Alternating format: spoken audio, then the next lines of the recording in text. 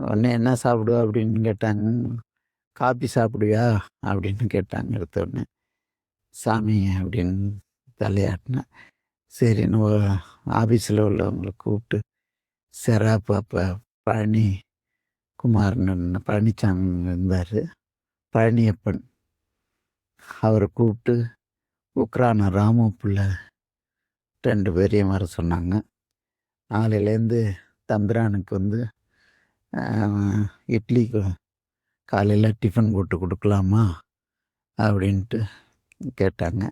சாமின்னா அப்போ இங்கே உள்ளார பரிகளத்தில் திருநாகரசு பிள்ளைன்னு ஒருத்தர் இருந்தார். அதுவும் அவரும் பூஜை மடமும் எதுவும் பார்ப்பார். கண்ணன் ஒருத்தர் அதில் பார்த்துருந்தார். அவங்களெல்லாம் கூப்பிட்டு ஒரு பெரிய பாராளுமன்ற தீர்மானம் கொண்டுட்டு வர்ற மாதிரி இந்த மகாசன்னியான் அவர்கள் இந்த உணவுக்காக அப்போ நானும் இன்னொருவங்க இங்கேயே 2, 3 தம்பிரான்கள் இருந்தாங்க அப்போ. ஆனாலும் அவங்க காசி மடத்துலேருந்து வந்திருக்கிறதுனால அவங்களுக்கு குறை வச்சிடக்கூடாதுன்ட்டு நினைத்தார்கள். மற்றவர்களும் யாரும் அது காலையில் சாப்பிட்றதில்ல. இங்கே வந்து காசாம்பாச்சின்னு ஒருத்தவங்க இருந்தாங்க. அவங்க காலையில் எல்லாருக்கும் சன்னிதானம் தம்பிரானாக இருக்கின்ற போதும் கூட அவர்கள் தான் அந்த வீட்டில் தான் காலையில் வாங்கி சாப்பிடுவாங்க. அப்படியே எல்லா தம்பிரான்களுக்கும் அந்த ஆட்சி செய்வார்கள். அது மாதிரி செய்யலாமா என்று கூட முன்னாடி நினைத்தார்கள். அப்புறம் இந்த இட்லி பானை, உடனே காஃபி ஃபில்டர் எல்லாத்தையும் வாங்கிட்டு வர சொல்லி உடனே அது வாங்கிட்டு வந்து இங்கேயே வைத்தார்கள்.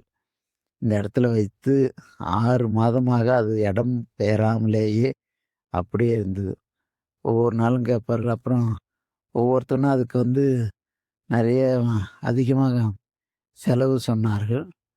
அதனால் சன்னியானத்தில் அது வந்து சரி பரவாயில்ல. குருமூர்த்தம் காசிவாசி சொன்னார். இங்கே கண்ணப்பன் ஆசிரியர் வேலை பார்த்துட்டு இருந்தார். அவர்கிட்ட சொல்லி அவர் வீட்டிலேருந்து, ஏன்னா அவருடைய அண்ணன் பசுபதி வந்து திருப்பனந்தாள் கல்லூரியில் இருந்தார். இவர் மகாதேவன் அவர் அங்கே சங்கர மடத்தில் இருந்தார். அவங்க வீட்டில் எல்லா வெங்கட்ராமையா அவர் தந்தையார், அவர் பெரிய கல்வெட்டு ஆராய்ச்சியெல்லாம் நல்ல ஒரு ஆந்திராவிலேருந்து வந்தவர்களே தவிர அவ்வளோ தமிழுக்கு ஈடு இணை இல்லாத செயல்கள் செய்தவர்கள் அவர்கள். அதனால் அவர் நம்பிக்கை உரியவராகவும் காசிவாசி அருணந்தி தம்பிரானுக்கு விளங்கியவர்கள். அவருடைய தம்பி தான் இங்கே கண்ணப்பன் இருந்தார். அவர் வீட்டில் சொல்கிறேன்னு சொன்னார் காசிவாசி.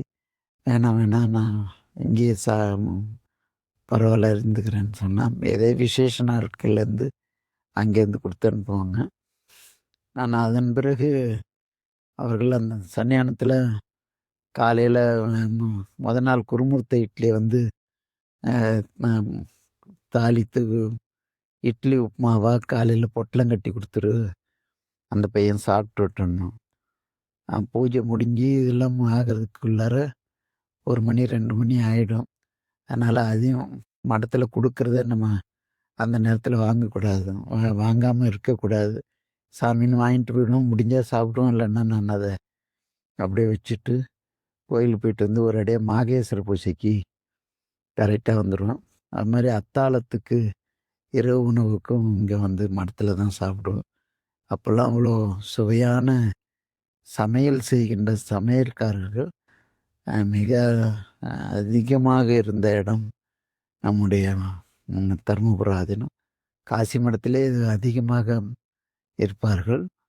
அங்கேயே அங்கே ரச பணிவிட, சாம்பார் பணிவிட, அன்ன பணிவிட என்று ஒவ்வொன்றுத்துக்கும் ஒவ்வொரு பணிவிடைகள் இருப்பார்கள். அப்படிலாம் மடங்கள் வந்து நிறைந்து பலருக்கு வேலை வாய்ப்புகளை கொடுத்த இடம்தான் திருமடங்கள். அந்த வகையில் அவங்க மகாசன்னியான் அவர்கள் இப்படி உத்தரவிட்டார்கள். அதனால் நான் அதை பெருசாக உணவை வந்து ஒரு பெருசாக எடுத்துக்கொள்வதில்லை. அந்த வகையில் அவர்கள், ஆனாலும் அந்த கருணை வந்து அவங்களுடைய அதிகம். நமக்கு வந்து பட்னியாக குழந்தைகள் இருக்கக்கூடாது என்பதில் அப்போ ஒரு முறை சொன்னார்கள், 40 இரவுல வந்து சாப்பிட்ணும்ப்பா. இப்போ உனக்கு என்ன வயசு? அப்படின்னு கேட்டுட்டு 40 வயசு வரைக்கும் இரவுல சாப்பிட்ற உணவு தான் உடம்புல ஒட்டும். அதனால அ பந்தியில சாப்பிடணும் அப்படின்னாங்க.